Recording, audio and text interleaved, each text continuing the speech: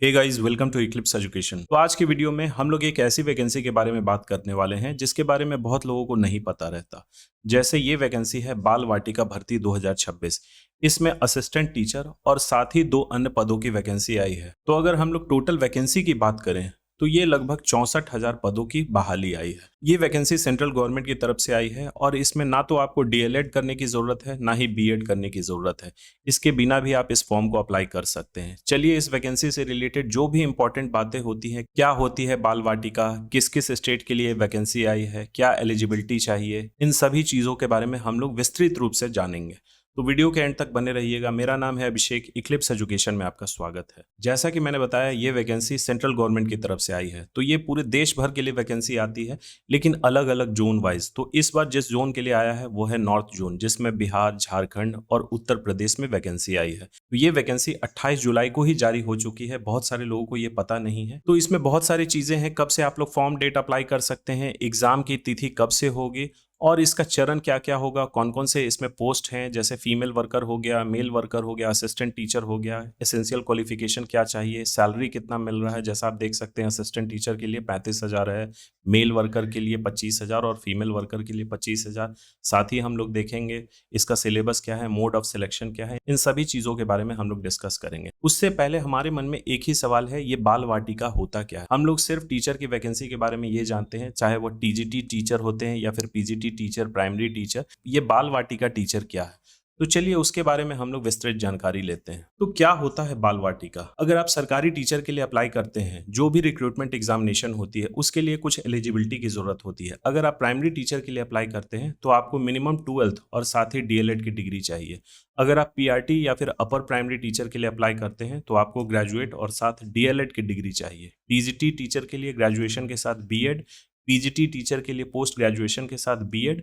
अगर आप special educator के लिए अप्लाई करते हैं तो बीएड स्पेशल एजुकेशन में आपको चाहिए। और अगर आप फिजिकल एजुकेशन टीचर के लिए अप्लाई करते हैं तो बीपीएड या फिर एमपीएड आपके पास डिग्री होनी चाहिए। अब अगर इन कोर्सेज की बात करें, चाहे वो डीएलएड हो या फिर बीएड हो, तो ये 2 तरीके के संस्थान से होती है, एक प्राइवेट और दूसरा सरकारी।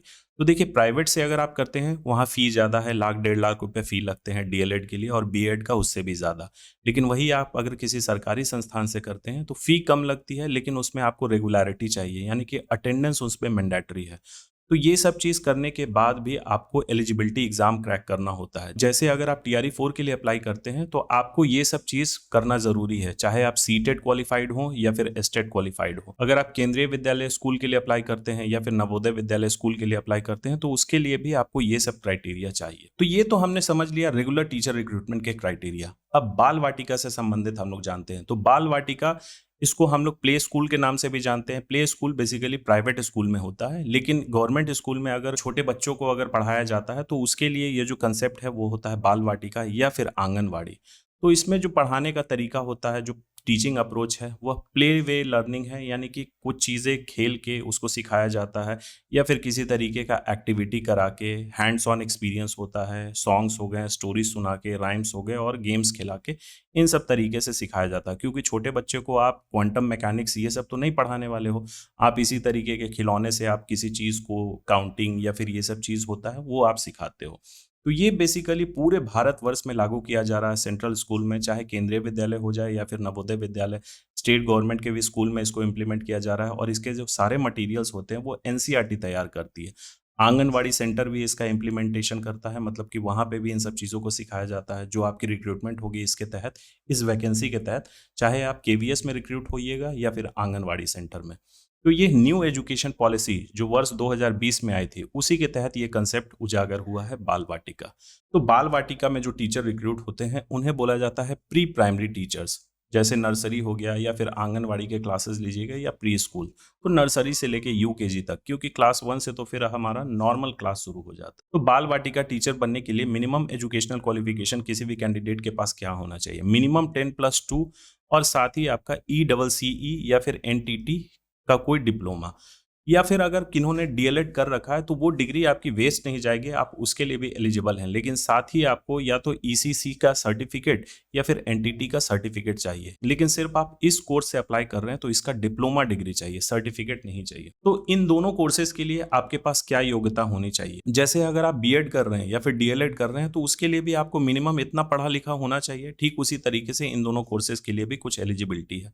अगर आप ईसीसी का सर्टिफिकेट लेना चाहते हैं तो आपको 10th पास मिनिमम होना चाहिए। और इसका ड्यूरेशन कितना है इस कोर्स का, सर्टिफिकेट कोर्स का? 6 महीना से लेके 1 साल। अगर ये सर्टिफिकेट कोर्स आप कर लेते हैं तो आप किस चीज़ के लिए एलिजिबल हो जाते हैं? प्री स्कूल असिस्टेंट या फिर चाइल्ड केयर वर्कर। वही अगर हम इसकी डिप्लोमा की बात करें, ईसीसी डिप्लोमा की, तो मिनिमम आपको 10th+2 होना चाहिए और इसका ड्यूरेशन कोर्स का है 1 साल। उसके बाद आप किस चीज़ के लिए एलिजिबल हो जाते हैं? बाल वाटिका teacher, pre school teacher, anganwadi से रिलेटेड जो भी रोल्स होते हैं, प्ले स्कूल टीचर, वो सब चीज़ के लिए आप एलिजिबल हो जाइएगा। वही आप नर्सरी टीचर्स ट्रेनिंग डिप्लोमा करते हैं तो मिनिमम आपको 10+2 होना चाहिए। 1 से 2 साल का इसका ड्यूरेशन होता है। ये करने के बाद एनटीटी डिप्लोमा करने के बाद आप किस चीज़ के लिए योग्य हो जाते हैं? तो नर्सरी टीचर आप बन सकते हैं, प्री प्राइमरी टीचर आप बन सकते हैं और किंडरगार्टन यानी केजी टीचर आप बन सकते हैं किसी भी सरकारी स्कूल में। अब हमारे सामने ये क्वेश्चन है, इस पोस्ट पे हम लोग अप्लाई क्यों करें? तो उसके बहुत सारे रीजंस हैं, मैं बता देता हूँ। सबसे पहले बीपीएससी टीआरई 4 का कोई ठिकाना नहीं है। जो बिहार के कैंडिडेट्स हैं वो टीचर के लिए तैयारी कर रहे हैं। पिछले 2 साल से आप टीआरई 4 का हाल देख ही रहे हैं।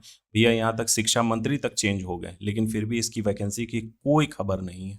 तो कब तक लोग इसके इंतजार में बैठेंगे? हर साल जैसे 2024 से वैकेंसी पेंडिंग है तो 2025 में कैंडिडेट्स की संख्या और हो गई, फिर 2026 आ गया, उसमें और नए कैंडिडेट्स हो गए, तो इसका कोई ठिकाना नहीं है। अब हमारे सामने ये वैकेंसी आई है तो हम इसे अप्लाई करते हैं, एक अच्छी अपॉर्चुनिटी है। दूसरा, वैकेंसी की संख्या बहुत ज़्यादा है, लगभग 64,424 पदों की वैकेंसी आई है तीनों पोस्ट के अंतर्गत। असिस्टेंट टीचर की बात करें तो लगभग 48,318 पोस्ट है। मेल वर्कर की बात करें तो 8,053 पोस्ट और फीमेल वर्कर के लिए 8,053 पोस्ट। तो ये तीनों मिला के लगभग 64,424 पदों की वैकेंसी आई है इसके अंतर्गत। इन दोनों के अलावा और कौन सा फैक्टर है जिसके कारण हमें इसे अप्लाई करना चाहिए? तो ये वैकेंसी सिर्फ बिहार, झारखंड और यूपी में है, मतलब कि आपकी पोस्टिंग सिर्फ इन्हीं तीनों राज्यों में होगी। सेंट्रल गवर्नमेंट का जॉब है और इसमें कंपटीशन कम है। कंपटीशन कम क्यों है? क्योंकि बहुत सारे लोग इसके बारे में जानते नहीं है। इसीलिए मैंने सोचा कि वीडियो के माध्यम से जितने लोगों को ये चीज जानकारी प्राप्त हो। अब बहुत सारे लोग वीडियो देखते हैं, जान भी लेते हैं। बहुत सारे लोग बोलते हैं कि अरे भैया हम टीआरई 4 के लिए तैयार कर रहे हैं और ये प्री स्कूल के बच्चों को हम लोग पढ़ाएंगे। तो भैया आप ये देखिए कि इसमें सैलरी आपको कितनी अच्छी मिल रही है, साथ में ये सेंट्रल गवर्नमेंट का जॉब है और सबसे बड़ी बात कि इसमें वैकेंसी कितनी अच्छी खासी आई है। टीआरई 4 की अगर वैकेंसी आती भी है तो क्या इतनी आएगी? हमें सुनने में आ रहा है कि वो 25,000 या 30,000 ही वैकेंसी आएगी। तो इसीलिए आपको अप्लाई करना चाहिए। और इसका एग्जामिनेशन प्रोसेस जो है, इसमें सिर्फ पीटी एग्जाम होगा जिसमें कोई भी निगेटिव मार्किंग नहीं। तो इस वैकेंसी को तो हम लोग डिस्कस करेंगे, लेकिन उससे पहले हमारे मन में एक और सवाल आ रहा है, ये अर्ली चाइल्डहुड केयर एजुकेशन या फिर नर्सरी टीचर ट्रेनिंग, ये कोर्स हम लोग कर कैसे सकते हैं? इसका कोर्स फी क्या होगा? ये कोर्स कैसे करें? और ये जो वैकेंसी आई है उसके लिए हम लोग ये एलिजिबिलिटी डिग्री कैसे प्राप्त कर सकते हैं? तो इन सभी चीज का जवाब आप इस नंबर पे व्हाट्सअप करिएगा, आपको पूरा जवाब दे दिया जाएगा। जो भी संबंधित इस कोर्स से रिलेटेड होगी वो आपको जानकारी दे दी जाएगी। अब चलिए हम लोग इसके ऑफिशियल एडवर्टीजमेंट पे चलते हैं और बाकी जो पॉइंट्स मैंने डिस्कस किए उसको अच्छे तरीके से मैं आपको समझा देता हूँ। तो जैसा कि मैंने बताया, ये वैकेंसी नॉर्थ जोन के लिए आई है जिसमें बिहार, झारखंड और यूपी है। अगर आपकी इसमें ज्वाइनिंग होती है तो इन्हीं 3 राज्यों में से होगी। फॉर्म अप्लाई करने की तिथि 20 अगस्त 2026 से है और इसका ऑनलाइन एग्जामिनेशन कब होने की संभावना है? तो नवंबर या फिर दिसंबर 2026 में। बाकी पोस्ट की संख्या हमने देख लिया। देखिए यहाँ पे कैटेगरी वाइज दिया हुआ है। यूआर में लगभग 21,714 पोस्ट हैं, ईडब्ल्यूएस में, ओबीसी में, इस तरीके से। अब आइए देखते हैं आपको कौन से क्वालिफिकेशन चाहिए इन तीनों पदों पर अप्लाई करने के लिए। सबसे पहला है असिस्टेंट टीचर। तो इस पद पर अप्लाई करने के लिए मिनिमम आपको 12 पास होना होगा और साथ ही एनटीटी या फिर ECCE डिप्लोमा चाहिए एक ऐसे इंस्टीट्यूट से जो कि MHRD यानी कि ministry of human resource department और स्किल इंडिया द्वारा अप्रूव किया हुआ है वह इंस्टीट्यूट। तो वहां से आपको ये दोनों डिग्री चाहिए, दोनों में से कोई एक। अगर आप मेल वर्कर के तौर पे अप्लाई कर रहे हैं तो मिनिमम आपको 12 पास होना होगा किसी भी स्टेट बोर्ड से, मिनिमम 40% मार्क्स के साथ। इसमें कुछ ऐसा कोई एडिशनल डिग्री की जरूरत नहीं है। अगर आप फीमेल वर्कर के तौर पे अप्लाई कर रहे हैं तब भी आपको 12th क्लास से पास होना होगा और कोई भी एडिशनल डिग्री नहीं, बस इसमें मिनिमम 40% आपके मार्क्स होने चाहिए। सैलरी आपने देख लिया, असिस्टेंट टीचर को 35,000 रुपये प्रति महीना मिलेगा, मेल वर्कर को 25,000 रुपये और फीमेल वर्कर को 25,000। और इनमें पदों की संख्या मैंने बता दिया, इसमें लगभग 48,000 है, इसमें 8,053 और इसमें भी 8,053। एज लिमिट की बात करें, चूंकि ये सेंट्रल गवर्नमेंट का है, तो देखिए असिस्टेंट टीचर के लिए मिनिमम 18 साल और मैक्सिमम 32 साल, ये नॉर्मल है। रिजर्वेशन के बाद ये बढ़ता है।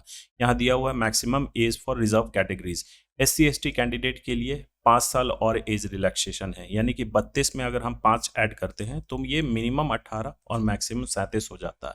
अगर OBC कैंडिडेट्स हैं तो उनके लिए 3 साल और एडिशनल, यानी कि 32 और 3 35 साल।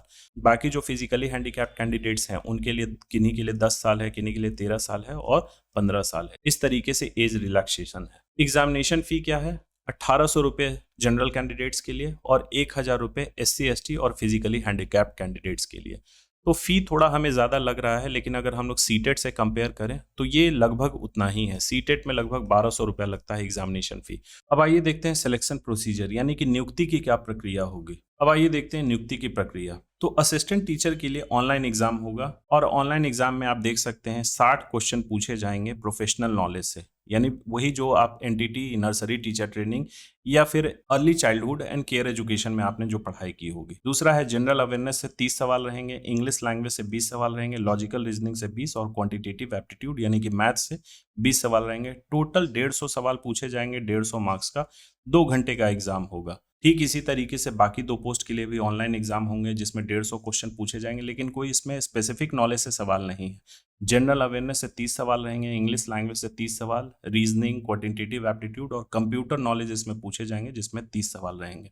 ये भी 150 मार्क्स का होगा, 2 घंटे का एग्जाम होगा। ठीक उसी तरीके से फीमेल वर्कर के लिए भी स्पेसिफिक नॉलेज इसमें इसलिए नहीं है क्योंकि इसमें कोई डिग्री नहीं मांगा जा रहा, बस आप 12th पास हैं तो इसको आप अप्लाई कर सकते हैं। इसकी सैलरी 25,000 है। कोई भी नेगेटिव मार्किंग नहीं है, जैसा कि मैंने पहले ही आपको बता दिया था। और इसका ऑनलाइन एग्जामिनेशन सेंटर कुछ ही जगह पे होगा, जैसे पटना, गया, मुजफ्फरपुर, रांची, बोकारो, धनबाद, लखनऊ, कानपुर, प्रयागराज, दरभंगा, देवघर और वाराणसी। पूरे भारत भर में इसका एग्जामिनेशन सेंटर नहीं रहेगा। ये कुछ ही जगह पे लगभग 12 सेंटर से एग्जाम सेंटर दिया जाएगा। तो इस वैकेंसी से रिलेटेड जो भी इंपॉर्टेंट जानकारी हो सकती थी वो मैंने आपसे साझा कर दी। अब अगर इस वैकेंसी से रिलेटेड किसी भी तरीके का कोई भी कंफ्यूजन है तो आप कमेंट करके जरूर पूछें या फिर हमारे दिए हुए व्हाट्सएप नंबर पे आप इंक्वायरी भेज सकते हैं। चलिए मिलते हैं अगले वीडियो में किसी नए टॉपिक के साथ। So thank you for watching. Please subscribe, share और लाइक करना ना भूलें।